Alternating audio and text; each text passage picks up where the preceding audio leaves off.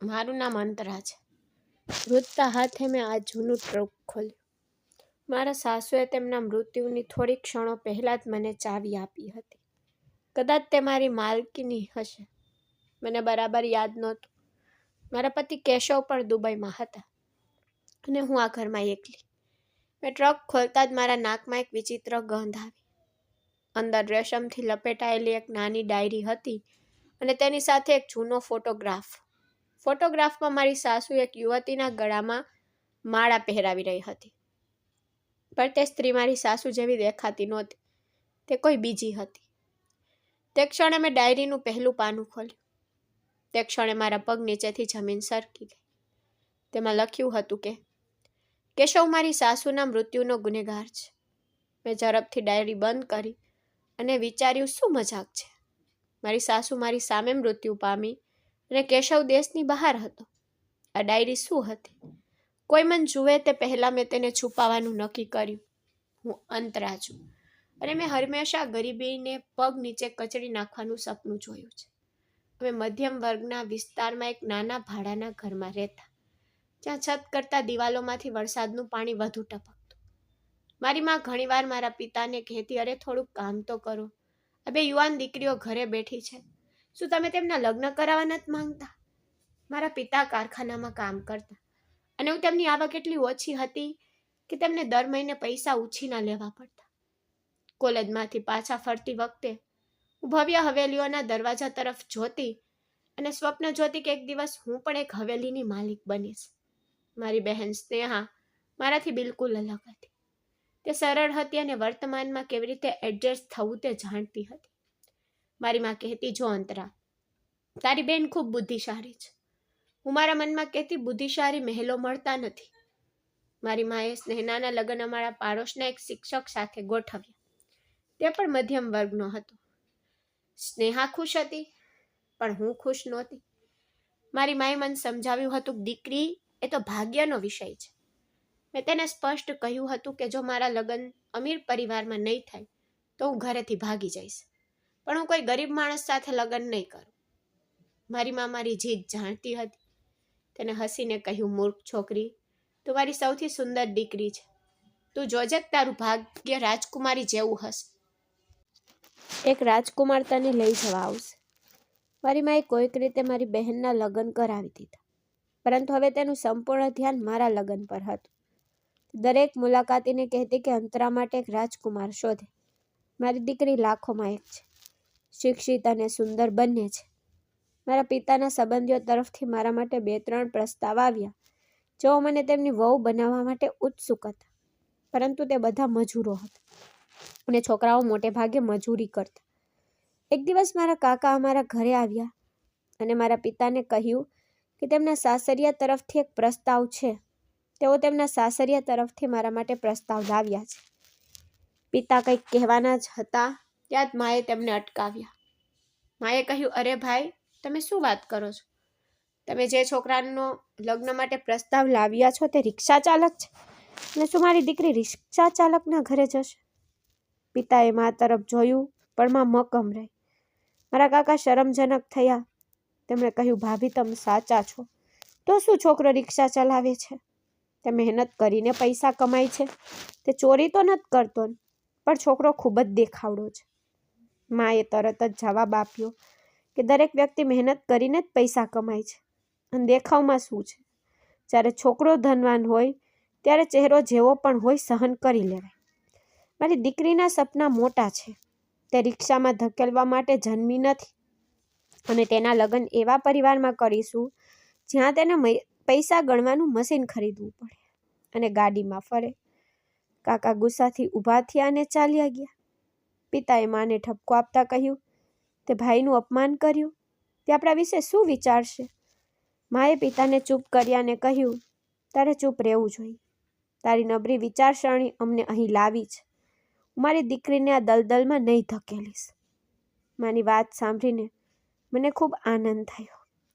મને વિશ્વાસ હતો કે મારી મા મને મારા સપનાના મહેલમાં લઈ જશે. દિવસો વીતતા ગયા. હું પણ મોટી થઈ ગઈ. પાડોશીઓ વાતો કરવા લાગ્યા, કોણ જાણે કયો રાજકુમાર અંતરા સાથે લગ્ન કરશે. પણ માને કોઈની પરવા નહોતી. તે હંમેશા કહેતી ધીરજના ફળ મીઠા હોય. ભગવાને મારી દીકરી માટે કંઈક ખાસ રાખ્યું હશે.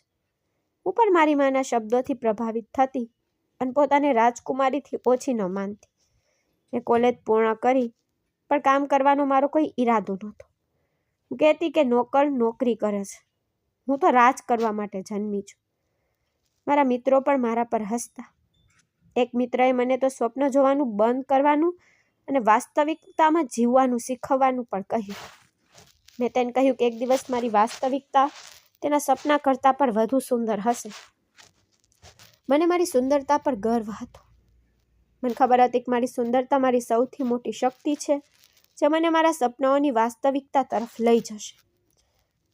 અને પછી એક દિવસ આખરે તે સમય આવ્યો જ્યારે મારા માના એક દૂરના સંબંધી અમારા ઘરે આવ્યા. તેનું નામ નીલિમા હતું અને એક અમીર પરિવારની હતી. તે આવતાની સાથે જ તેણે મારી માને કહ્યું કે તે તારી દીકરીને ક્યાં છુપાવી હતી. હું તેના માટે એક અદ્ભુત સંબંધ લાવી છું, એવો સંબંધ જેની તું કલ્પના પણ નહીં કરી શકે. તેના શબ્દો સાંભળીને મારી માની આંખો ચમકી ગઈ. તેને તરત જ પૂછ્યું, કેવો સંબંધ નીલિમા? નીલિમા આંટીએ કહ્યું કે આ છોકરો સોના જેવો છે. તે તેના પરિવારનો એકમાત્ર દીકરો છે અને દુબઈમાં તેનો વ્યવસાય છે. તે લાખોની કિંમતનો છે. તેની મા ફક્ત એક સુંદર શિક્ષિત વહુ ઈચ્છે છે, જે ઘર સંભાળી શકે. મેં તરત જ તેમને તારી અંતરા વિશે કહ્યું. આ સાંભળીને મારો શ્વાસ અટકી ગયો. એકમાત્ર દીકરો, દુબઈમાં વ્યવસાય, ખરેખર મારા સપના સાકાર થયા. મેં તરત જ મારી તરફ જોયું અને કહ્યું, અંતરા ચા લાવ. હું ખૂબ ખુશ થઈ ગઈ. મને લાગ્યું કે હું તો જેકપોટ પહોંચી ગઈ.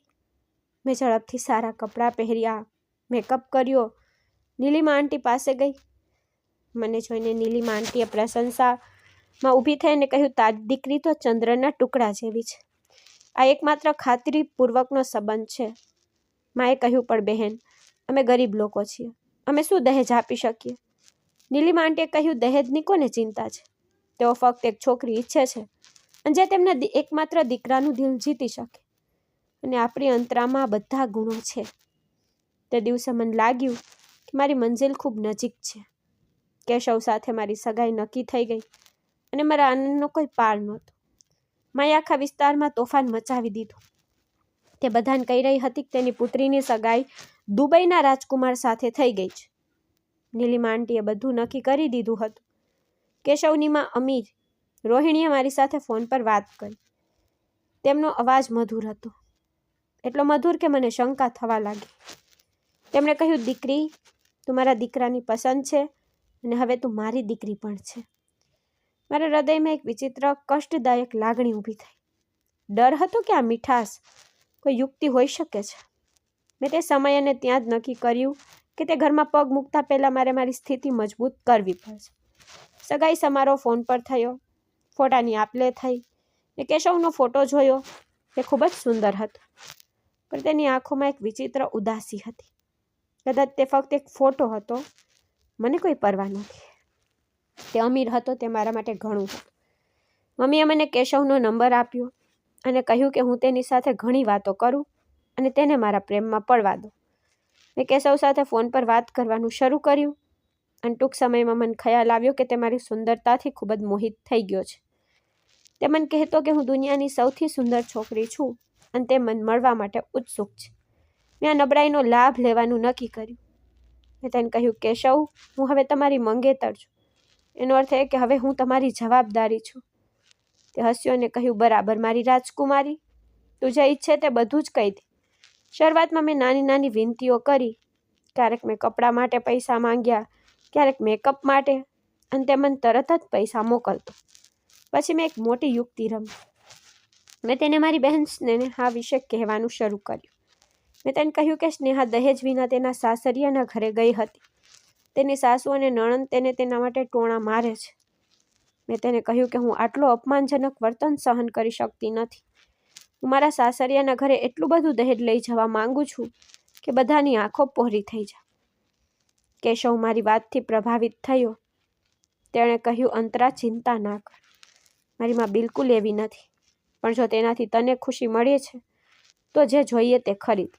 હું તને પૈસા મોકલીશ. પછી એવું લાગ્યું કે પૈસા આવવા લાગ્યા. મેં તરત જ મારું અલગ બેંક ખાતું ખોલાવ્યું. મારી માં ખૂબ જ ખુશ થઈ ગઈ. તે કહેતી, શાબાશ મારી સિંહણ, માણસને આ રીતે જ કાબૂમાં રાખવામાં આવે છે. બજારમાં ફરવા લાગી. મેં શહેરનું સૌથી મોંઘું રેફ્રિજરેટર, એક મોટું ટીવી, શ્રેષ્ઠ ફર્નિચર અને ઘણા બધા સોનાના દાગીના ખરીદ્યા. હું મારા સ્વપ્નનો મહેલ બનાવી રહી હતી અને કેશવ તે બધા માટે પૈસા ચૂકવતો. પિતાએ મને 2 વાર સમજાવવાનો પ્રયાસ કર્યો કે દીકરી, આ બરાબર નથી. તે હજી તેની સાથે લગ્ન નથી કર્યું. પણ મારી માએ તેને ચૂપ કરી દીધા અને કહ્યું કે તમને તમારી ગરીબીથી પીડાતી વિચારસરણી બદલ અભિનંદન. તમે ઈચ્છો છો કે તમારી બીજી દીકરી સ્નેહાની જેમ રડે અને વિલાપ કરે. તે પોતાનું ભવિષ્ય સુરક્ષિત કરી રહી છે અને હું તેને સહારો આપું છું. મને મારા કાર્યોમાં કોઈ શરમ નહોતી. હું મારી સુંદરતા અને યુવાનીનો વેપાર કરી રહી હતી અને આ તેની કિંમત હતી. સ્નેહા એકવાર મને મળવા આવી અને મેં એકઠા કરેલા દહેજ પર તેની આંખો આંસુઓથી ભરાઈ ગઈ. તેણીએ કહ્યું, અંતરા, સાવધાન રહેજે. લોભ પર બનેલો પાયો પોકળ છે. મેં તેના પર હસીને કહ્યું, તું મારાથી ઈર્ષા કરે છે કારણ કે તે એક ગરીબ શિક્ષક સાથે લગ્ન કર્યા અને હું એક રાજકુમાર સાથે લગ્ન કરવા જઈ રહી છું. તારે તો મારા માટે ખુશ થવું જોઈએ. તેણી અફસોસથી માથું હલાવ્યું અને ત્યાંથી ચાલી ગઈ. તેના શબ્દોએ મને એક ક્ષણ માટે વિચારવા મજબૂર કરી દીધી. પણ પછી મેં મારા નવા સોનાના સેટ તરફ જોયું અને બધું ભૂલી ગઈ. કેશવ સંપૂર્ણ મારા નિયંત્રણમાં હતો. તે મને દિવસમાં ઘણીવાર ફોન કરતો. હું તેની સાથે કલાકો સુધી મીઠી વાતો કરતી અને પછી માંગણીઓની યાદી પણ તૈયાર કરતી. તેની માં રોહિણી પણ ક્યારેક ક્યારેક મને ફોન કરતી. તે હંમેશા લગ્નની તૈયારીનો ઉલ્લેખ કરતી અને કહેતી, હવે આ ઘર તારું છે. કેશવ મારો એકમાત્ર દીકરો છે અને તું મારી એકમાત્ર વહુ છે. હું પણ જી, મમ્મી જી કહીને તેને અદ્યો આપતી. પણ મને મારા હૃદયમાં ખાતરી હતી કે હું તે ઘરની ખરી માલકીન બનીશ. આ વૃદ્ધ સ્ત્રી તો થોડા દિવસો માટેની મહેમાન છે. એક દિવસ કેશવ કુરિયર દ્વારા સામાન્ય કરતાં મોટી રકમ મોકલી. સાથે લાકડાના સંદૂક જેવું નાનું બોક્સ પણ મોકલ્યું. તેમાં ખૂબ જૂનું વિચિત્ર તાળું હતું. મેં કેશવને ફોન કર્યો અને પૂછ્યું કે તે શું છે. તેનો અવાજ અચાનક ખૂબ જ ગંભીર થઈ ગયો. તેને કહ્યું, અંતરા, આ ખૂબ જ ખાસ વસ્તુ છે. આ મારા પરિવારની વારસાગત વસ્તુ છે જે મારી પરદાદીએ મારી દાદીને આપી હતી. તે મારી પત્ની માટે છે, પણ મારી મા પાસે તેની ચાવી છે. તે અમારા લગ્નની રાત્રે તને આપશે.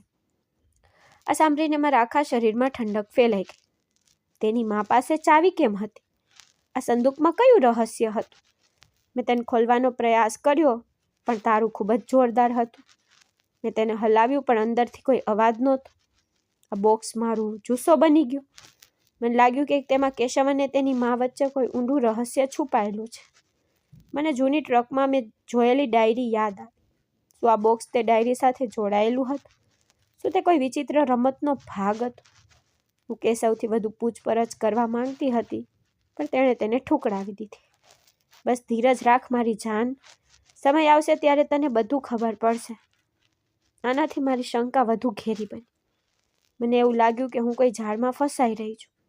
હું તેના બધા હૂફ જોઈ શકતી હતી પણ મેં તે વિચારોને દૂર કરી દીધા. મને પૈસા મળી રહ્યા હતા અને કેશવ મારા નિયંત્રણમાં હતો. લગ્ન નજીક હતા. મેં એવું દહેજ ભેગું કર્યું જે આખા પરિવારમાં બીજી કોઈ છોકરી પાસે નહોતું. હું રાણી બનવા માટે સંપૂર્ણ તૈયાર હતી. મારી સગાઈને 2 વર્ષ આમ જ વીતી ગયા. તે 2 વર્ષમાં મેં કેશવને દરેક માંગણી પૂરી કરવા માટે કહ્યું. પિતા મારી સાથે વાત કરતા નહોતા પણ મારી મા મારી સૌથી મોટી સહાયક હતી. પછી એક સાંજે કેશવે ફોન કર્યો. તેનો અવાજ ખુશીથી ભરાઈ ગયો. તેને કહ્યું, અંતરા મારી જાન, તારી તૈયારીઓ તૈયાર કર. હું આવતા મહિને આપણા લગ્ન માટે ભારત આવી રહ્યો છું. મારું હૃદય એક ધબકારા ચૂકી ગયું. આખરે સમય આવી ગયો હતો. મારી યોજના સફળ થવાની હતી. હું મારા મહેલમાં જઈ રહી હતી. રાજકુમારી બનવાની હતી. પણ મને ખબર નહોતી કે હું મહેલમાં નહીં પણ એક પાંજરામાં પ્રવેશ કરી રહી છું. કપટથી બનેલ એક ભયાનક પાંજરું અને આ પાંજરાની ચાવી મારી મીઠી વાતો કરતી સાસુ પાસે હતી, જેમની પાસે ફક્ત એક સંદૂકની જ નહીં પણ મારા આખા જીવનની ચાવી હતી. કેશવ એરપોર્ટથી સીધો અમારા ઘરે આવ્યો હતો. માએ તો આખા વિસ્તારને ભેગો કરી દીધો. જાણે પ્રધાનમંત્રી આવ્યા હોય. મેં તેને પહેલી વાર જોયો હતો. તે ફોટા કરતાં પણ વધુ સુંદર હતો અને તેની આંખો મને એવી રીતે જોઈ રહી હતી કે જાણે હું કિંમતી હીરો હોય.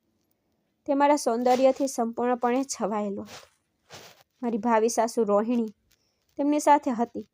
તેમનું એ જ મીઠું સ્મિત અને તેમની આંખોમાં એક વિચિત્ર ચમક જે હું તરત જ અનુભવી શકતી હતી, જે મેં ફોન પર જ અનુભવી હતી.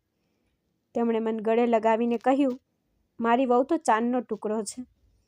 મેં તેના પગ સ્પર્શ્યા, પણ મારા હૃદયમાં ભયની ઘંટડીઓ વાગી. આ સ્ત્રી દેખાતી હતી તેટલી સરળ ન હોઈ શકે. મારા માતા પિતા તેને પ્રેમ કરવામાં વ્યસ્ત હતા. રોહિણીએ માને કહ્યું, બહેન, હવે કેમ મોડું કરવું? ચાલો આવતા અઠવાડિયા માટે લગ્નની તારીખ નક્કી કરીએ. કેશવ પર રજા પર છે. અમારી સુંદર વહુને ઘરે લઈ જવા માંગુ છું. માં ખૂબ ખુશ હતી. પિતા કંઈક કહેવા માંગતા હતા. બહેન, અમે આટલી ઝડપથી કેવી રીતે તૈયારી કરીશું? પણ રોહિણીએ કહ્યું કે તૈયારીઓ શા માટે પરેશાન? અમે બધું જાતે જ સંભાળીશું. તમે ફક્ત તમારી દીકરીને વિદાય આપવાની તૈયારી કરો. મને ખૂબ આનંદ થયો કે મારો પતિ પહેલેથી જ મારા નિયંત્રણમાં છે અને હું મારા સાસરિયાને ઘરે પહોંચતાની સાથે જ મારો અધિકાર સ્થાપિત કરીશ. મારે એક વહુ હોવાનો ફાયદો ઉઠાવવો પડ્યો, પરંતુ મારી સાસુનો ત્યાં ખૂબ પ્રભાવ હોય તેવું લાગતું હતું. તે દરેક વાતમાં નિર્ણયો લઈ રહી હતી. કેશવ ફક્ત તેની મા સાથે સંમત થઈ રહ્યો હતો. મેં ધાર્યું હતું કે તે લાંબા સમય સુધી પોતાનો અધિકાર જાળવી શકશે નહીં. લગ્ન પછી બધું મારા નિયંત્રણમાં રહેશે. લગ્ન ભવ્ય હતા. મારા દહેજથી બધા દંગ રહી ગયા. મારી માએ ગર્વથી બધાને કહ્યું કે તેનું પુત્રીનું દહેજ આખા શહેરમાં એક સાક્ષી છે. જ્યારે હું મારા સાસરિયાના ઘરે પહોંચી ત્યારે હું ઘર જોઈને દંગ રહી ગઈ. તે એક મહેલ હતો. મારું સ્વપ્ન સાકાર થયું. કેશવ મને આખું ઘર બતાવ્યું, પણ મારી નજરે વિચિત્ર રાખડાના બોક્સને શોધી રહી હતી જે તેણે મને મોકલ્યું હતું. તે મારા રૂમના એક ખૂણામાં રાખવામાં આવ્યું. મેં કેશવ પાસે ચાવી માંગી અને તેને હસીને કહ્યું, મમ્મી પાસે છે, તે તને આપશે. આ સાંભળીને મારો મૂડ ખરાબ થઈ ગયો. તે વૃદ્ધ સ્ત્રી પાસે ચાવી કેમ હતી? લગ્નના બીજા દિવસે મને ખ્યાલ આવ્યો કે મારી સાસુ ઘરનું સંપૂર્ણ નિયંત્રણ રાખતી. નોકરો તેમની સલાહ લીધા પછી તેમનું કામ કરતા. નાસ્તામાં શું હતું તેનાથી લઈને રાત્રિ ભોજન સુધી બધું જ તેમની ઈચ્છા મુજબ થતું. હું મારા રૂમમાં કેદીની જેમ બેઠી હતી. આ એવું જીવન નહોતું જેનું મેં સ્વપ્ન જોયું હતું. મેં કેશવને પૂછ્યું કે શું હું આ ઘરની માલકીન છું કે મહેમાન? તેને કહ્યું, ના, એવું નથી. મમ્મી બધું કરવા ટેવાયેલી છે. તું નવી વહુ છે ને, તું શીખી જઈશ. મેં ગુસ્સામાં જવાબ આપ્યો, હું બધું જાણું છું. મારે કોઈ પાસેથી કંઈ શીખવાની જરૂર નથી. મેં આંસુના હથિયારનો ઉપયોગ કર્યો, એક હથિયાર જે મેં મારી મા પાસેથી શીખ્યું હતું. મેં કેશવને કહ્યું, જો તું મને આ ઘરની માલકીન ન બનાવી શકે તો મને મારા ઘરે પાછી છોડી દે. મારી હાલત જોઈને કેશવ ગભરાઈ ગયો. તે તરત જ તેની મા પાસે ગયો. હું તેમના અવાજો સાંભળી શકતી હતી. પછી કેશવ તેની મા સાથે મારા રૂમમાં આવ્યો. મારી સાસુના ચહેરા પર એ જ ખુશ સ્મિત હતું. તેણે ચાવીઓનો મોટો ઢગલો મારી તરફ લંબાવ્યો અને કહ્યું, દીકરા, ચાવીઓ લઈ લે. આજથી આ ઘર તારું છે. હું તારી ખુશી માટે બધું જ છોડી દેવા તૈયાર છું. મને મારી જીત પર વિશ્વાસ નહોતો આવતો. મને લાગ્યું કે આ વૃદ્ધ સ્ત્રી ખૂબ જ નબળી પડી ગઈ છે. મેં તરત જ ચાવીઓ લીધી અને કહ્યું, મમ્મીજી, હવે તમે ફક્ત આરામ કરો. હું બધું સંભાળી લઈશ. મારી સાસુ હસતા હસતા ચાલ્યા ગયા. ખરેખર દરેક વસ્તુથી તે અલગ થઈ ગઈ. તે ફક્ત તેના રૂમમાં અને ખોરાકની ચિંતા કરતી. તે આખો દિવસ તેના રૂમમાં બેસી રહેતી, પ્રાર્થના કરતી અથવા જૂના ફોટોગ્રાફ્સ જોતી. કેશવ પણ ખુશ હતો કે મેં કેટલી ઝડપથી ઘરનો હવાલો સંભાળી લીધો. મેં નોકરોને નિયંત્રિત કરવાનું શરૂ કરી દીધું હતું. બધું મારી ઈચ્છા મુજબ કરવામાં આવતું. અમારા લગ્ન પછીના 4 મહિના સ્વપ્નની જેમ પસાર થઈ ગયા. કેશવે મારી દરેક વાત માની. તે સમય દરમિયાન મેં તેને મારા ખાતામાં ઘણા પૈસા ટ્રાન્સફર પર કરાવ્યા. મેં ચાવીઓના ગુચ્છામાં તે ચાવી શોધવાનો પ્રયાસ કર્યો જે આ બોક્સ ખોલી શકે, પણ એક પણ ચાવી ફિટ ન થઈ. પછી કેશવનો પાછા ફરવાનો સમય આવી ગયો. તે મને છોડવા માંગતો નહોતો, પણ તે એક વ્યાવસાયિક બાબત હતી. તેના ગયા પછી હું આ મહેલની એકમાત્ર માલિક બની ગઈ હતી. મારી સાસુ હવે ફક્ત એક પ્રતિષ્ઠિત વ્યક્તિ હતી. પરંતુ જે રાત્રે કેશવ એરપોર્ટ જવા નીકળ્યો હતો, હું પાણી પીવા ઉઠી અને મારી સાસુના રૂમ પાસેથી કોઈ બોલતું સાંભળ્યું. મેં દરવાજાના હુડમાંથી ડોકિયું કર્યું અને જોયું કે તે અંદર એકલી બેઠી છે. તેના મૃત પતિના ફોટા સાથે વાત કરી રહી છે. તે કહી રહી હતી, ચિંતા ન કરો, તમારા ગુનેગારને ન્યાય અપાવીશ. તે મારી ઝાડમાં ફસાઈ ગઈ છે. મેં કેશવનું ધ્યાન રાખ્યું છે, પણ હવે આ છોકરી દ્વારા મારે તમારા ગુનેગાર વિરુદ્ધ પુરાવા ધરાવતા બોક્સ સુધી પહોંચવું પડશે. સાંભળીને મારા પગ નીચેથી જમીન સરકી ગઈ. તે શું કહી રહી હતી? કોનો ગુનેગાર? કયું બોક્સ? કેશવના પિતા? મારી નસોમાં મારું લોહી થીજી ગયું. મારી સાસુ તેના પતિના ભાગ્યનો બદલો લેવા માંગતી હતી અને હું તેના ઝાડમાં ફસાઈ ગઈ. એનો અર્થ એ થયો કે તેણે જાણી જોઈને મને ઘરની ચાવીઓ આપી. તે મને ઘરની માલિક બનાવવા માંગતી નહોતી, પણ કોઈ બીજા હેતુ માટે મારો ઉપયોગ કરી રહી હતી.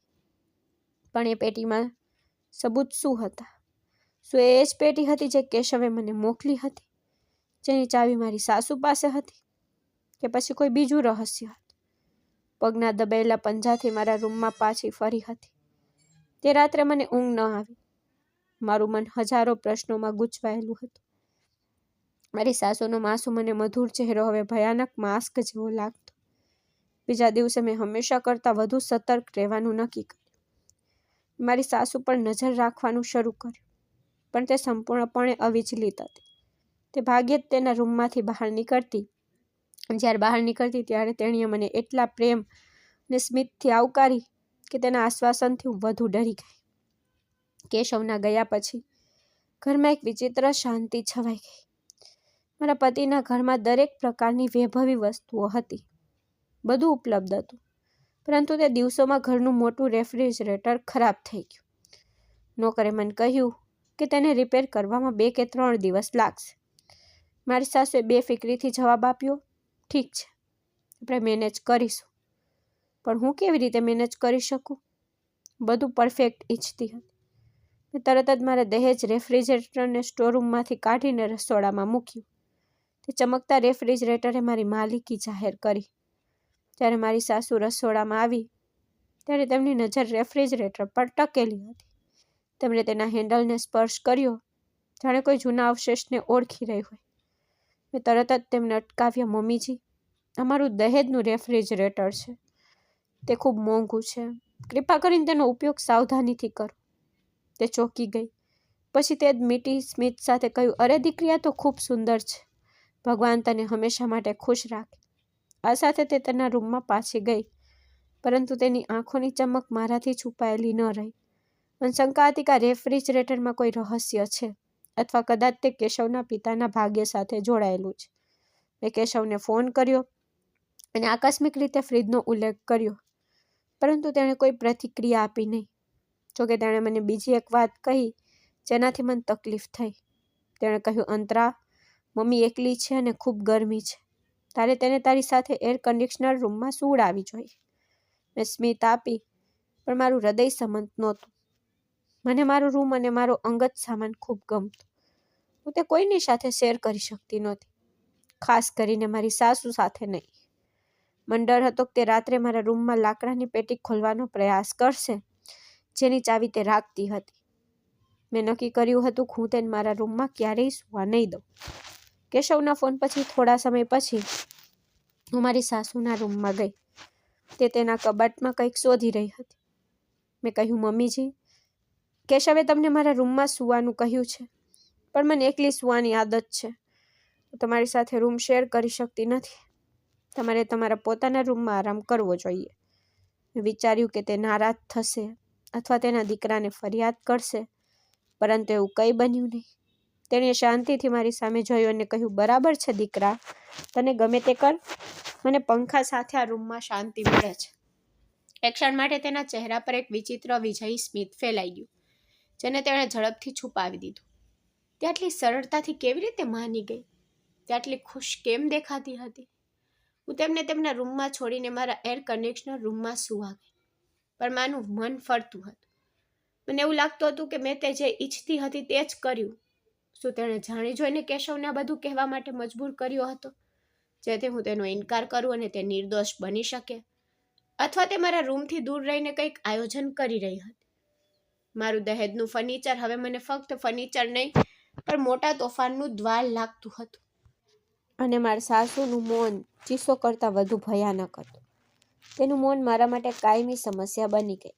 મેં ઘરનો કબજો મજબૂત રીતે સંભાળી લીધો. મારી સામે નોકરો ધ્રુજતા અને હું આખો દિવસ મારા ઠંડા એર કન્ડિશનર રૂમમાં વિતાવતી. મારા મોબાઈલ ફોન પર વાત કરતી, ક્યારેક મિત્ર સાથે, ક્યારેક કેશવ સાથે. કેશવને કહેતી કે હું તેની માની કેટલી કાળજી રાખું છું અને તે મારા વખાણ કરતો. મેં મારી સાસુને સંપૂર્ણપણે અવગણવાનું શરૂ કરી દીધું. તે તેના રૂમમાં શાંતિથી સૂતી રહેતી અથવા નોકરોને મદદ કરવા રસોડામાં જતી હતી. મને તેનું કામ કરવાનું પણ નફરત થતું. હું ઈચ્છતી કે તે ફક્ત એક ખૂણામાં સૂઈ જાય, પરંતુ તે જાણી જોઈને પોતાને વ્યસ્ત રાખતી, જાણે તે મને બતાવવા માંગતી હોય કે તે નકામી નથી. નવરાત્રિ શરૂ થઈ ગઈ હતી અને ગરમી અગાઉના બધા રેકોર્ડ તોડી નાખ્યા. મેં પહેલા દિવસથી જ મારા ખરાબ સ્વાસ્થ્યનું કારણ આપીને ઉપવાસ ન કરવાનો ઇનકાર કરી દીધો. હું કેશવને ફોન પર કહેતી કે હું આ ગરમીમાં ઉપવાસ કરી શકતી નથી. તે સંમત થતો હતો, પરંતુ મારી સાસુ તેમની ઉંમર અને નબળાઈ હોવા છતાં બધા ઉપવાસ કરતી. મને કોઈ ફરક પડતો નહોતો. હું સરગી દરમિયાન મારા રૂમમાં સૂઈ જતી. તે એકલી ઉઠતી, સરગી તૈયાર કરતી અને પોતે ઉપવાસ કરતી. હું આખો દિવસ મારા ઠંડા રૂમમાં આરામ કરતી, જ્યારે તે બીજા રૂમમાં સમય વિતાવતી. મેં મારા રૂમમાં લાકડાનો બોક્સ ખોલવાનો ઘણીવાર પ્રયાસ કર્યો, પરંતુ તે હલ્યું નહીં. મને ખાતરી હતી કે મારી સાસુએ ચાવી ક્યાંક છુપાવી છે. મેં તેમના રૂમની શોધ પણ કરી, પણ મને કંઈ મળ્યું નહીં. મારો ગુસ્સો અને બળતરા વધી રહી હતી. મારા દહેજ રેફ્રિજરેટર પર એક નાનું તારું પણ લગાવ્યું. મને લાગ્યું કે મારી સાસુ તેને નુકસાન પહોંચાડવા માટે જાણી જોઈને વારંવાર ખોલે છે. જ્યારે નોકરાણીએ તારા વિશે પૂછ્યું, ત્યારે મેં તેને કહ્યું કે તેમાં મોંઘા ફળો અને જ્યુસ હતા, જે નોકરો ચોરી ગયા હતા. આ સાંભળીને મારી સાસુનો ચહેરો ક્ષણિક રીતે દુઃખી થઈ ગયો, પણ પછી તેણે પોતાને શાંત કરી અને તેના સામાન્ય સ્મિત સાથે કહ્યું, ઠીક છે દીકરા, તારે તારી વસ્તુઓનું ધ્યાન રાખવું જોઈએ. તેનું વર્તન મને પાગલ કરી રહ્યું હતું. તે કેમ લડી નહીં? તેને મારી સાથે દલીલ કેમ ન કરી? તેનું મૌન તોફાનની શરૂઆત જેવું હતું. હવે મને તેના દયાળુ શબ્દોથી પણ ડર લાગતો. મને લાગ્યું કે તે મારી વિરુદ્ધ કોઈ મોટું કાવતરું ઘડી રહી છે. તે ઘણીવાર અમારી પાડોશી પ્રિયા સાથે જઈને બેસતી. તેમને દૂરથી વાતો કરતા જોતી, પણ તે મને નજીક આવતા જોતા જ તરત ચૂપ થઈ જતી. એક દિવસ મેં નોકરાણીને પૂછ્યું કે તે પાડોશીને શું કહી રહી છે. નોકરાણીએ ડરપોક થઈને મને કહ્યું કે તેના મૃત પતિને યાદ કરીને રડતી રહે છે. આનાથી મારી શંકા વધુ મજબૂત થઈ. તે રડી રહી નહોતી, તે મારી વિરુદ્ધ સબૂત એકઠા કરી રહી હતી. તે આ પાડોશીનો ઉપયોગ મારી વિરુદ્ધ સાક્ષી તરીકે કરી રહી હતી. મને લાગ્યું કે તેને ઘરની બહાર નીકળતા અટકાવી દઉં. મેં તેને કડક શબ્દોમાં કહ્યું કે તે ઘરના કામકાજમાં ધ્યાન આપે, બેસીને સમય બગાડવાની જરૂર નથી. તે શાંતિથી માથું નમાવીને તેના રૂમમાં પાછી ગઈ. પણ તે સાંજે મેં તેને કેશવના પિતાનો ફોટો પકડીને રડતી જોઈ. તે કહી રહી હતી, બસ થોડી ધીરજ રાખો, બધું સારું થઈ જશે. ન્યાયનો સમય નજીક છે. આ સાંભળીને મારા રૂવાટા ઊભા થઈ ગયા. ન્યાય? ન્યાય શેના માટે? શું તેને મને તેના પતિના ભાગ્ય માટે જવાબદાર ઠેરવી હતી? તરત જ મારી માને ફોન કરીને આખી વાત કહી. મારી માએ કહ્યું, ડરીશ નહીં મૂર્ખ છોકરી, તે વૃદ્ધ સ્ત્રી પાગલ થઈ ગઈ છે. ફક્ત તારા ડરને તેના હૃદયમાં રાખ. તેને તારી વિરુદ્ધ કાવતરું કરવા માટે પૂરતો સમય ન આપ. મારી માના શબ્દો સાંભળીને મને હિંમત મળી. મેં નક્કી કર્યું કે હું વૃદ્ધ સ્ત્રીને તેનું સ્થાન યાદ કરાવીશ. હું તેને બતાવીશ કે આ ઘરની ખરી માલકીન કોણ છે. મારી માના શબ્દોએ મારા અંદરની સૂતેલી આગને વધુ સળગાવી દીધી. મેં નક્કી કર્યું હતું કે હું મારી સાસુને તેમનું સ્થાન બતાવીશ. નવરાત્રિનો અંત આવી રહ્યો હતો અને ગરમી તો આકાશ પર વરસતી આગ જેવી હતી. હું આખો દિવસ મારા ઠંડા રૂમમાં સૂતી રહેતી. જ્યારે મારી સાસુ ઉપવાસ કરતી હોવા છતાં બીજા રૂમમાં પંખા નીચે પરસેવાથી લથપથ રહેતી. મને તેમની દુર્દશા પર સહેજ પણ દયા ન આવી. તેના બદલે મને લાગ્યું કે કેશવને મારી વિરુદ્ધ કરવા માટે આ બધું નિર્દોષતાનો ઢોંગ છે. મેં તેમના પર મારી દેખરેખ વધુ કડક બનાવી દીધી.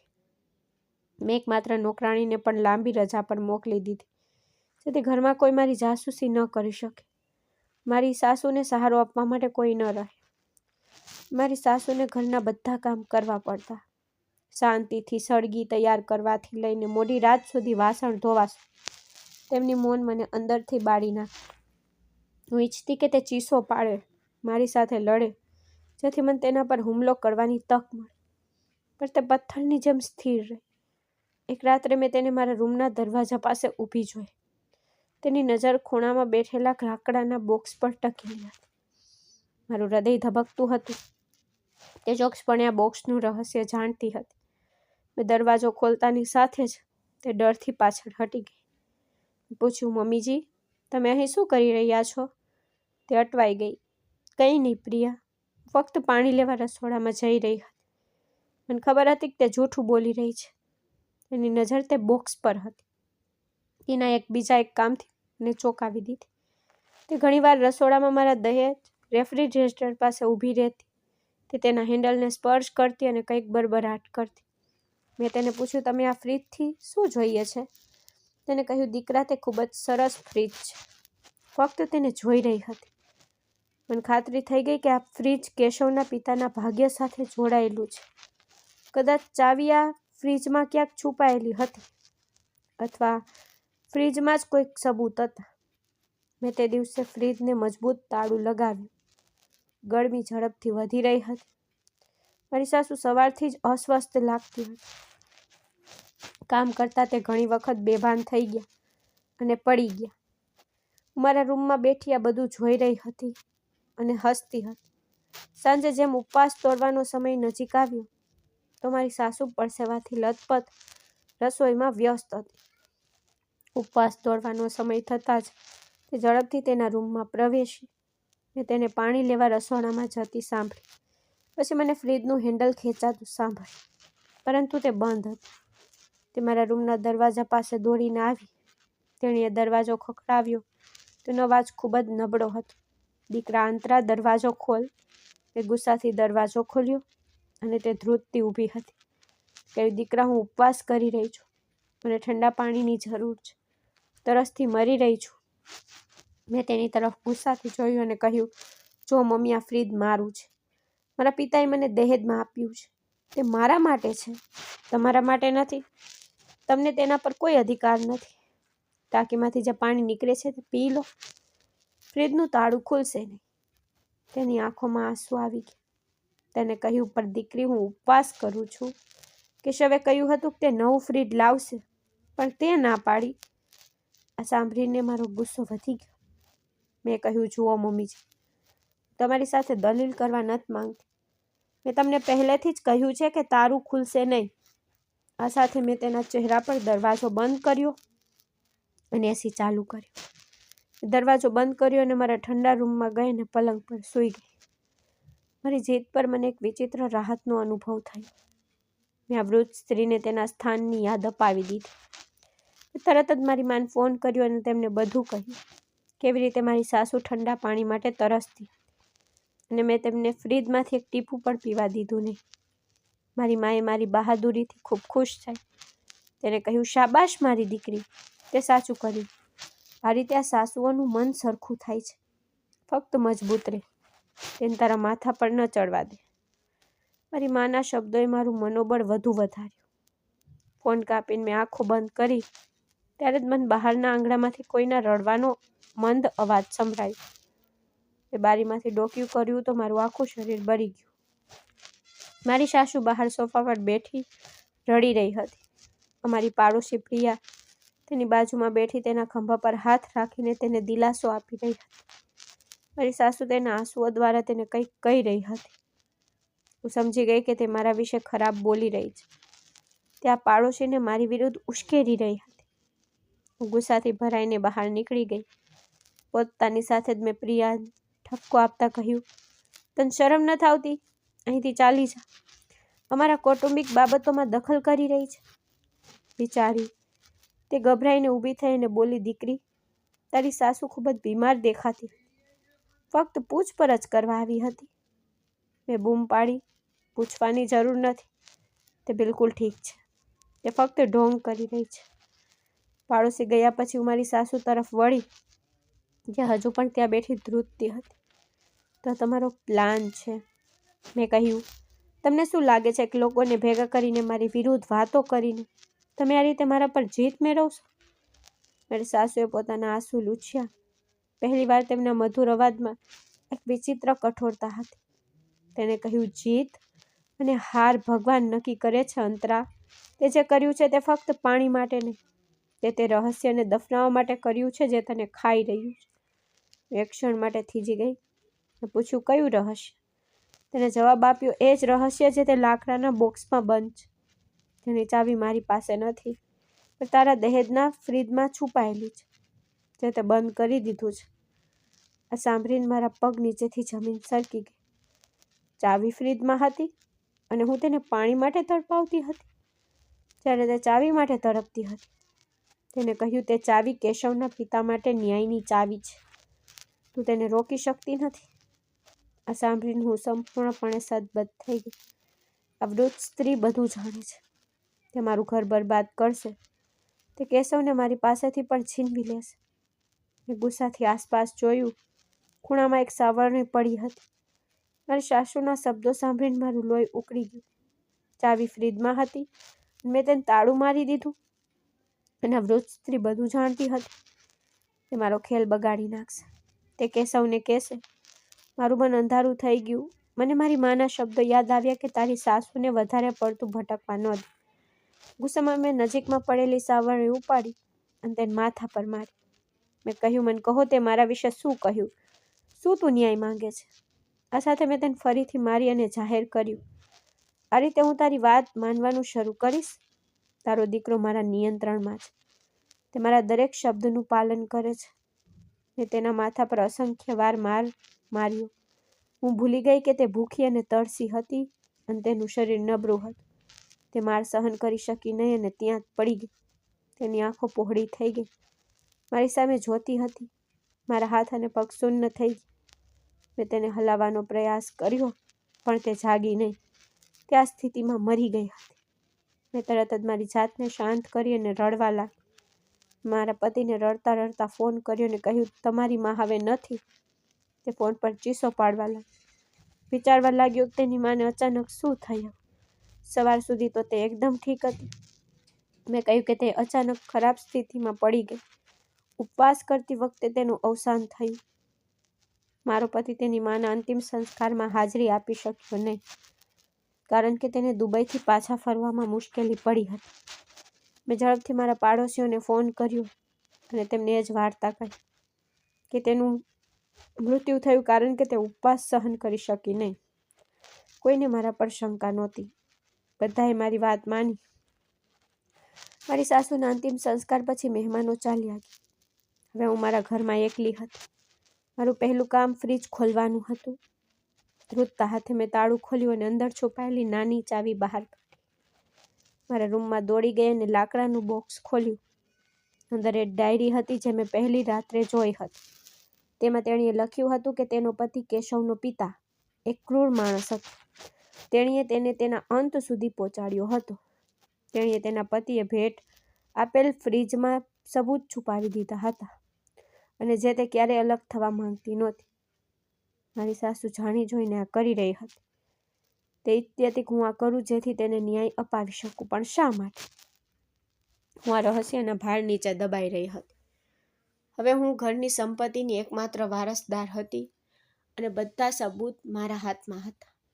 મેં ડાયરી પાછી બોક્સમાં મૂકી અને રાહતનો શ્વાસ લીધો.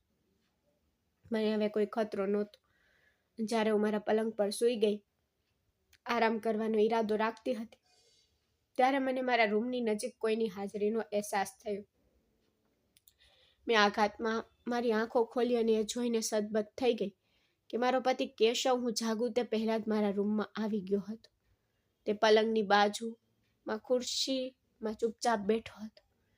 તે આંખો લાલ અંગારા જેવી હતી અને તે મને એવી રીતે જોઈ રહ્યો હતો કે જાણે તે મને જીવતી ખાઈ જશે. મારું હૃદય ભયથી ધબકતું હતું. મને જાણીને આઘાત લાગ્યો કે તે દુબઈથી પણ પાછો આવ્યો નથી. કદાચ તે તેની માના અંતિમ સંસ્કારમાં ગયો હશે. હું ગભરાઈ ગઈ અને ઊભી થવાનો પ્રયાસ કરતી વખતે પૂછ્યું, કેશવ, તમે ક્યારે આવ્યા? મને કેમ ન કહ્યું? હું ખૂબ ચિંતિત હતી. તેનો કંઈ જવાબ ન આપ્યો. તેનો ચહેરો અભિવ્યક્તિનો સમુદ્ર હતો જે હવે નફરતમાં ફેરવાઈ રહ્યો હતો. તે હલ્યો નહોતો, ફક્ત તેનો ઠંડો અવાજ મારા કાનમાં ગુંજી રહ્યો હતો. મન કે મારી માં કેવી રીતે મરી? તે મારી માન કેવી રીતે મારી? હું સદબદ થઈ ગઈ અને મારો અવાજ મારા ગળામાં દબાઈ ગયો.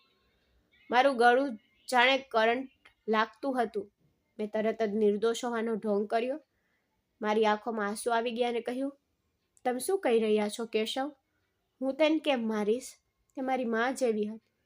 ઉપવાસ કરતી વખતે ઉપવાસ તોડ્યા પછી તે અચાનક પડી ગઈ. મેં તેને પકડી રાખવાનો ખૂબ પ્રયાસ કર્યો, પણ તે ન કરી શકી. કેશવ ઝેરી હસ્યો અને કહ્યું, તે પ્રયત્ન કર્યો? શું તે તેને ભાનમાં લાવવાનો પ્રયાસ કર્યો? હું ધ્રુજી ગઈ. મને કોઈ ચિંતા નહોતી કે તેને આ વિશે ખબર નહોતી, પણ તે બધું જાણતો હતો. મેં કેશવને કહ્યું કે તમને ગેરસમજ થઈ હશે. કોઈએ તમને ઉશ્કેર્યા છે. કે પાડોશી પ્રિયાએ તમને ખોટું બોલ્યું હશે, કારણ કે મેં તેને ઘરમાંથી કાઢી મૂકી હતી. ત્યાં મારા પર બદલો લઈ રહી છે. કેશવ તેની ખુરશી પરથી ઊભો થયો. તેને બૂમ પાડી, બસ ચૂપ રહે. તેના અવાજમાં એટલી બધી નફરત હતી કે હું થીજી ગઈ. તેને કહ્યું, પાડોશીએ મને બધું કહ્યું હતું અને તેણે તને મારી માને મારતા પણ જોઈ હતી. આ બધું સાંભળીને મારું મન બંધ થઈ ગયું. મેં કહ્યું, તે જૂઠું બોલી રહી છે. મેં તેને કાઢી મૂકી હતી તો તે બધું કેવી રીતે જોઈ શકે? કેશવે કહ્યું, તે તેને કાઢી મૂકી હતી, પણ તે ગુપ્ત રીતે બધું જોઈ રહી હતી, કારણ કે મારી માએ તેને કહ્યું કે મારો જીવ જોખમમાં છે. મેં કહ્યું, કેશવ, આ બધું જૂઠું છે. મારી વાત સાંભળો. તે વૃદ્ધ સ્ત્રી પોતાના જીવ માટે ડરી ગઈ હતી. તે પાગલ થઈ ગઈ હતી. મેં ઝડપથી લાકડાના બોક્સ તરફ ઇશારો કર્યો અને કહ્યું, જો તેમાં સબૂત છે. તે તેના પતિના ભાગ્ય માટે જવાબદાર હતી અને મને ફસાવવા માંગતી હતી. તેને જાણી જોઈને આખી રમત ગોઠવી હતી. કેશવે બોક્સ તરફ નજર પણ ન કરી. તેણે મને કહ્યું કે બોક્સ કે તેના રસ્તાનો મહત્વનો નથી. મને ફક્ત મારી માની ચિંતા છે, જેને તું ઠંડા પાણીના એક ટીપા માટે ત્રાસ આપતી હતી અને પછી એટલી ક્રૂરતાથી મારી કે તેણે પોતાનો જીવ ગુમાવ્યો. મેં બૂમ પાડી, કેશવ, તમે મારું માનતા નથી? હું તમારી પત્ની છું. તે વૃદ્ધ સ્ત્રી એક ચાલાક સ્ત્રી હતી. તેણે તમને ફસાવ્યા હતા. કેશવે મારી તરફ એક પગલું ભર્યું. તેની આંખોમાં આંસુ આવી ગયા, પણ તેના અવાજમાં એ જ કઠોરતા હતી. તેને કહ્યું, કદાચ મારી માં લાચાર નહોતી. તેને આખી જિંદગી મારા પિતાનો જુલ્મ સહન કર્યો. જ્યારે તેને ખબર પડી કે તેનો દીકરો પણ તેનો સાથ નહીં આપે, ત્યારે તેને તારા સાચા રંગને ઉજાગર કરવા માટે પોતાનો જીવ આપી દીધો. તે જાણતી હતી કે તું લોભી છે. તું આ સંપત્તિ માટે કંઈ પણ કરીશ, અને તે જાણતી હતી કે તું તેનું રહસ્ય જાણવા માટે ઉત્સુક છે. તેથી જ તેણે જાણી જોઈને તને ફ્રીજ અને ટ્રંકના મામલામાં ફસાવી દીધી, જેથી તારો લોભ અને ચાલાકી છતી થાય. અને હા, તું સાચી છે. પાડોશીઓ બધું જોયું નહોતું. મેં મારી પોતાની આંખોથી તે જોયું. જ્યારે તું મારી માને સાવરણી માથા પર મારતી હતી, ત્યારે પાડોશીએ મને વિડીયો કોલ કર્યો હતો. મેં મારી પોતાની આંખોથી બધું જોયું. હું ચીસો પાડી રહ્યો હતો, રોકાઈ જા અંતરા, પણ તું ગુસ્સા અને લોભથી આંધળી હતી. હું ત્યાંથી સીધો પોલીસ પાસે ગયો. હું અહીં આવ્યો હતો. મારી માતાના અંતિમ સંસ્કારમાં પણ હાજર રહ્યો નહોતો, કારણ કે હું તારી સામે કાનૂની કાર્યવાહી કરવા ગયો હતો. આ સાંભળીને મારા પગ નીચેથી જમીન સરકી ગઈ. તેને બધું જ જોઈ લીધું. મારી આખી રમત પૂરી થઈ ગઈ. મારી બધી ચાલાકી, મારી બધી સુંદરતા પૂરી થઈ ગઈ હતી. તેના પગે પડી અને કહ્યું, કૃપા કરીને કેશવ, મને માફ કરજો. મેં ભયંકર ભૂલ કરી. હું ગુસ્સે હતી. મેં આ જાણી જોઈને નથી કર્યું. હું સંપત્તિના લોભથી આંધળી થઈ ગઈ હતી. મારી મમ્મીજીએ મને ગેરમાર્ગ દોરી હતી. કેશવે મને નફરતથી ધક્કો માર્યો અને કહ્યું, માફી? તે પણ તે સ્ત્રીને પાણી પણ ના આપ્યું જેણે તને પોતાની દીકરી તરીકે માની. તેને કહ્યું, અંતરા, હું તને હમણાં જ છૂટાછેડા આપું છું. તેને છૂટાછેડાના કાગળો મારા ચહેરા પર ફેંક્યા અને કહ્યું, મારા ઘરમાં જ નીકળી જા. આ ઘરમાં તારું કોઈ સ્થાન નથી. હું સદબદ થઈ ગઈ. હું બીજું કંઈ બોલી શકું તે પહેલાં દરવાજો જોરથી ખટખટ્યો. દરવાજો ખુલ્યો. બહાર પોલીસ હાજર હતી. ઇન્સ્પેક્ટર આગળ આવ્યા અને મને હથકડી પહેરાવી. મેં ચીસો પાડી, કેશવ, કૃપા કરીને મને બચાવો, મને માફ કરો. પણ તે ત્યાં જ ઊભો રહ્યો, સ્થિર. પોલીસ મને ખેંચીને બહાર કાઢી. પ્રિયાજી ત્યાં ઊભી રહીને રડતી હતી. આખો પડોશા તમાશો જોઈ રહ્યો હતો. પ્રિયાજી કદાચ તે પોતાના કૃત્યનો પસ્તાવો કરી રહી હતી, અથવા મારી સાસુની લાચારી પર આંસુ વહાવી રહી હતી. અને પોલીસ વાનમાં બેસાડીને પોલીસ સ્ટેશન લઈ જવામાં આવી. મારી વિરુદ્ધ પુરાવા હતા, સાક્ષીઓ પણ હતા. મારા પાડોશી અને મારા પોતાના પતિ કેશવે પોલીસને વિડીયો પણ આપ્યો. મારા માટે કોઈ છૂટકો નહોતો. કેસ કોર્ટમાં ગયો અને મને મારી સાસુને ન્યાય આપવા બદલ દોષિત ઠેરવવામાં આવી. આજે હું આ જેલના સળિયા પાછળ મારી સજા ભોગવી રહી છું. અહીં કાર્ટૂનમાં એકલી હોય ત્યારે મને ખ્યાલ આવે છે કે મેં શું ગુમાવ્યું. મેં એક મહેલ, એક રાજકુમાર જેવો પતિ અને મારા લોભની આગમાં મેં હંમેશા મળેલી શાંતિ બાળી નાખી. પરંતુ સૌથી વધુ મને તે બોક્સ યાદ આવે છે જેનું રહસ્ય મેં શોધી કાઢ્યું હતું. મારી સાસુ તેના પતિના જુલ્મમાંથી મુક્ત થઈ હતી અને પોતાના જીવનનું બલિદાન આપીને મને મારી પોતાની ક્રૂરતાની સજા આપી હતી. તે જીતી ગઈ હતી અને હું હારી ગઈ હતી. કેશવના પૈસામાંથી મેં બનાવેલ દહેજ ત્યાં જ રહ્યું. તે ફ્રીજ, તે સંદૂક, તે સંપત્તિ, બધું અર્થહીન. જેલની આ કોઠરી હવે મારું ભવિષ્ય છે. તે મહેલ, તે ઠંડો રૂમ, તે સંપત્તિ, બધું જ એક સ્વપ્ન, એક દુઃખ સ્વપ્ન જેની વાસ્તવિકતા મને આ બારના રૂપમાં મળી. ત્યાં કોઈ એર કન્ડિશનર નથી, કોઈ નરમ પલંગ નહીં, ફક્ત એક ખરબચડો ધાબળો અને ઠંડો ફ્લોર જે મને સતત મારા ઘમંડની યાદ અપાવતો. મારો લોભ મને અહીં લાવ્યો. એક અમીર પરિવારનું સ્વપ્ન જોયું અને તે સ્વપ્ન પ્રાપ્ત કરવા માટે બધી મર્યાદાઓ વટાવી દીધી. મારી માના તે શબ્દો હજુ પણ મારા કાનમાં ગુંજતા રહે છે. તારા પતિને કાબૂમાં રાખ, તારી સાસુને વધુ પડતી ભટકવા ન દે. તેણીએ મને આ બધું શીખવ્યું, પણ માનવતા નહીં. તેને મને મહેલ કેવી રીતે મેળવવો તે શીખવ્યું, પણ તેમાં શાંતિ કેવી રીતે મેળવવી તે નહીં. કેશવના પૈસાથી મેં જે દહેજનો પર્વત બનાવ્યો તે આજે મારા માટે કોઈ કામનો નથી.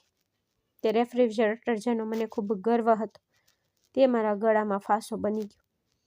જ્યારે પણ નવરાત્રિ આવે છે ત્યારે મને તે સમય યાદ આવે છે જ્યારે મારી સાસુ મારા દરવાજા પર ઊભી ઠંડા પાણીનો ગ્લાસ માંગતી હતી. તેનું શરીર નબળાઈથી ધ્રુજતું અને તેનું ગળું તરસથી સુકાઈ ગયું હતું. જેલના સળિયા પાછળ મારી સજા ભોગવી રહી છું, પરંતુ અત્યારે પણ દરેક ક્ષણે મારું મન મને પસ્તાવો કરવા માટે વિનંતી કરે છે. મને લાગે છે કે મારી સાસુનો નિર્દોષ ચહેરો મારી સામે આવે છે, જે મને કહે છે કે તે મને ફક્ત ઠંડા પાણી માટે મારી નાખી. એ ભગવાનને ત્યાં મારા માટે કોઈ કમી નથી. આ બધું સાંભળીને મારું હૃદય ધ્રુજી ઉઠે છે. જો ભગવાન એક લાચાર વ્યક્તિ માટે આટલું બધું કરે છે તો જુલ્મ કરનાર માટે તેની સજા કેટલી કડક હશે. આ વિચાર મને ડરાવી દે છે. મારી સાસુના રહસ્યવાળી ડાયરી વિશે વિચારું છું. મેં ચીસો પાડી અને કોર્ટમાં બધાને કહ્યું કે તે સ્ત્રી પણ પવિત્ર નહોતી. તેણીએ પણ તેના પતિને ન્યાય અપાવ્યો હતો, પરંતુ કોઈએ મારી વાત સાંભળી નહીં. ન્યાયાધીશે કહ્યું તેણીએ જે કંઈ કર્યું તે તેના અને તેના ભગવાન વચ્ચે હતું. તેણીએ તેના પર થયેલા અત્યાચારનો બદલો લીધો હશે, પરંતુ તે જે કર્યું તે એક લાચાર અને નિરક્ષર સ્ત્રી સામેની સૌથી મોટી ક્રૂરતા હતી. કેશવે ક્યારેય મારી તરફ પાછળ ફરીને જોયું નહીં. તેને કહ્યું મારી માએ મને આખી જિંદગી ઉછેર્યો, તે ખોટી ન હોઈ શકે. મારી સામે મારી માને મારાથી છીનવી લીધી. આ રહસ્યએ ફક્ત મારી સાસુને જ નહીં પણ મને પણ બરબાદ કરી દીધી. તે જાણતી હતી કે આ રહસ્ય મને વધુ લોભી અને નિર્ભય બનાવશે. તે જાણતી હતી કે આ રહસ્ય જાણવાથી હું મારી જાતને ઘરની સંપૂર્ણ માલિક બાનીશ અને ગંભીર ભૂલ કરીશ જે મને મારા વિનાશ તરફ દોરી જશે. તે જીતી ગઈ. પોતાના જીવનનું બલિદાન આપીને તેણીએ તેના પતિના ભાગ્ય માટે ન્યાય મેળવ્યો હતો અને મારી ક્રૂરતા માટે મને સજા પણ અપાવી હતી. મેં એક મહેલનું સ્વપ્ન જોયું અને આજે આ અંધારાવાળા રૂમમાં હું ઠંડા પાણીના ટીપા માટે ઝંખું છું. લોભ અને ક્રૂરતા હંમેશા વિનાશ તરફ દોડી જાય છે. જો મેં મારી બહેન સ્નેહાની વાત સાંભળી હોત તો કદાચ હું પણ શાંતિપૂર્ણ જીવન જીવી રહી હોત. મિત્રો, મને આશા છે કે તમને અમારી વાર્તા ગમી હશે. જો તમને વાર્તા ગમી હોય તો કૃપા કરીને વિડીયોને લાઇક કરો. જો તમે ચેનલ પર નવા છો તો ચેનલને સબસ્ક્રાઈબ કરો. અને હા, આગામી અપડેટ મેળવવા માટે નોટિફિકેશન બેલ જરૂરથી દબાવો. આભાર.